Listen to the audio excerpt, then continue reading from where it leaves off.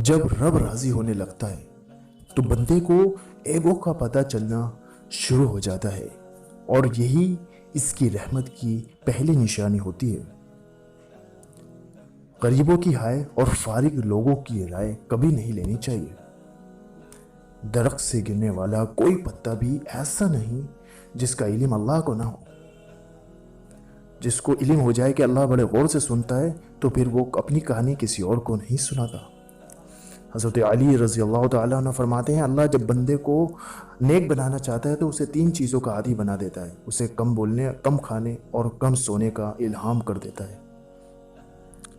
زندگی میں کسی بھی انسان کو اتنا قریب مت کرو کہ وہ آپ کو معمولی سمجھنے لگے۔ ہمیشہ خوش رہا کریں، کیونکہ بہترین انتقام ہے ان لوگوں سے جو آپ کو اداس دیکھنا چاہتے ہیں۔ اخلاق کبھی نہیں ہارتا اور تکبر کبھی نہیں جیت پاتا۔ وہ آزماتا بھی ہے، نوازتا بھی ہے، اس کا ہر انداز بہت خوبصورت ہے، کیونکہ وہ رحمان بھی ہے اور رحیم بھی ہے۔ اور جلد ہی آپ کا رب آپ کو اتنا دے گا کہ آپ خوش ہو جائیں گے انشاءاللہ۔ لائک اور سبسکرائب ضرور کریں۔